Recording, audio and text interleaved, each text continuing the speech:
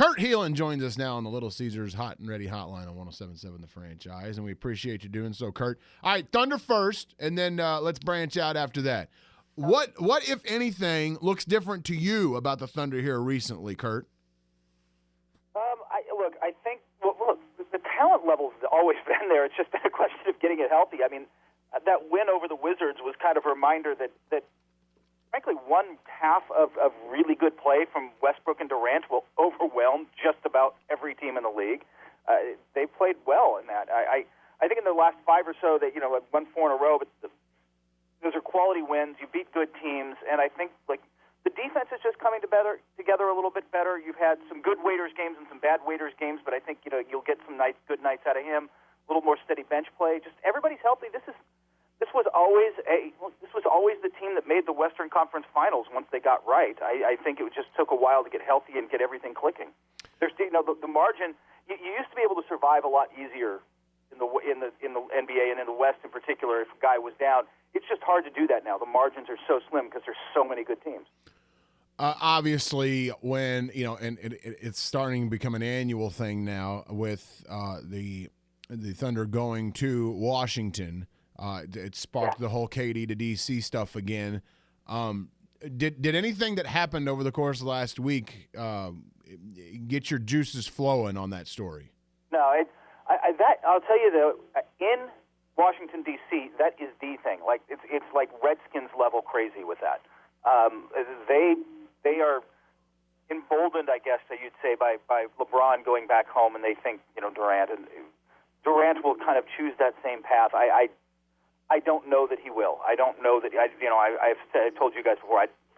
I don't think Kevin Durant has any idea what Kevin Durant's doing in 2 years, but I think when he gets there, he's staying is still the most likely option, especially if you have a couple good seasons. So, in the playoff run. So we'll see what happens.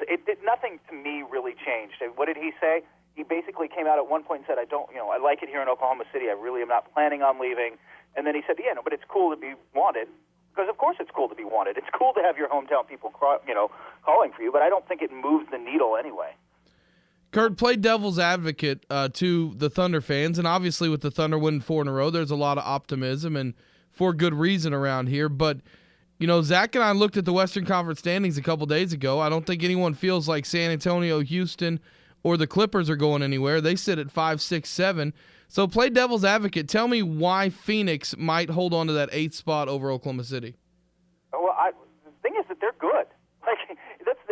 You're talking about a team that's A, loaded up on talent, B, they've got a string of, and they're in the middle of a string of, I think, 6 or 7 games in a row against good teams, playoff teams out west. They won the first one of those. They beat Portland.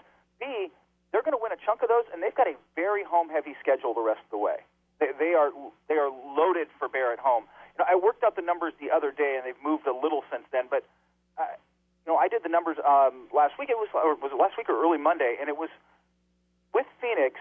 They're on pace for 47 wins, but with the home-heavy schedule the rest of the way, they're probably going to beat that slightly. They'll probably be at 48, 49.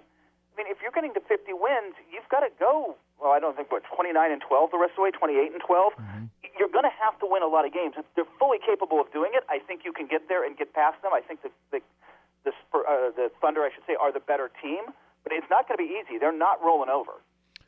How big of a difference, Kurt Helin with his ProBasketballTalk.com, how big of a difference does losing LaMarcus Aldridge for 6 to 8 weeks for the Blazers make to the West? It brings them back to the pack. I think you were just talking about this. They are 31 and 13. They're not falling out of the playoffs. They're not going to be that bad. They've still got that Lillard guy who turns out to be pretty good. Yeah, he's pretty good. They're still good. They're still defending pretty well. What this really hurts them is that not only is Aldridge out, but they're still for 6 to 8 weeks. They're still for at least a couple more weeks without Robin Lopez. That's their starting front line, and a very good starting front line defensively. That hurts them. They lost to Boston last night, a bit on a fluky play, but they lost to Boston at home. That's just not the kind of game they would have lost if they had their guys back. They're missing just too many guys due to injuries. Now they may be missing Nicholas Batum for a little bit. So I don't think they fall out of the playoffs, but I think that they fall back to the pack. You guys get closer to them, but like you said, I think it's 8.5 games you got to make up. Mm-hmm. 9, yeah, 8 or 9. Games, whatever. Yeah. That's a lot of ground. That's just a lot of ground to have to make up. But I think that what happens is they slip from the 3 seed to being more like 5, 6, maybe 7 seed. They come back to the pack a little bit, and then, as you well know, I think it makes the road to the through the playoffs harder. The West is so deep this year that I don't care if you're the 1 or 2 seed. You're going to have to win playoff games on the road. You're probably going to have to come from behind in a series this year. It's so tough that I don't know. You're going to have to prove your mettle anyway. So if you have to do it on the road, you have to do it on the road a little more. And assuming the Thunder get in, and I'm not saying that's a slam dunk to happen, but assuming the Thunder get in, and they're going to be a bad seed, and Portland, you would assume with this injury, going to be a bad seed. This is going to be the best first round ever. Oh God, ever.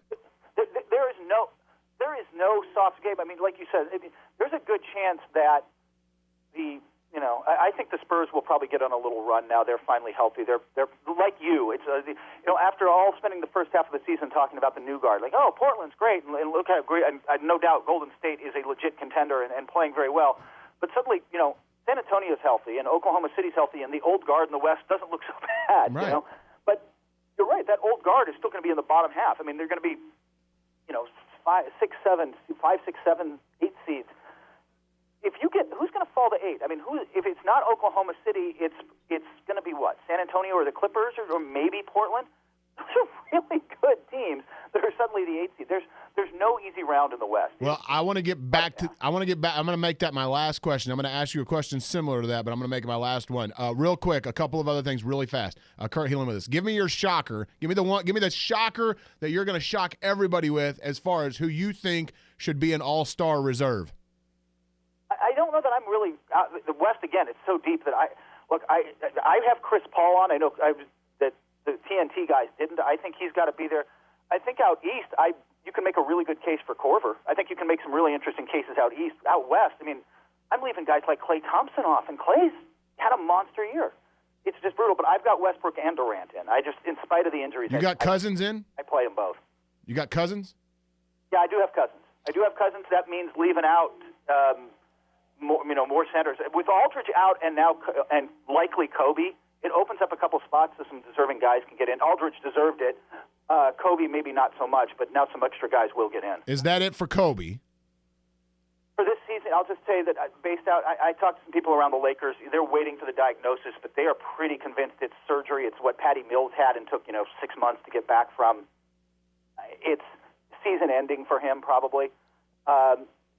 He's got to say, I can think of 25 million reasons he comes back next year, and plus he's Kobe. It's just not he won't want to leave. He'll want to leave on his own terms, but he's going to have to sit back and think about it, isn't he?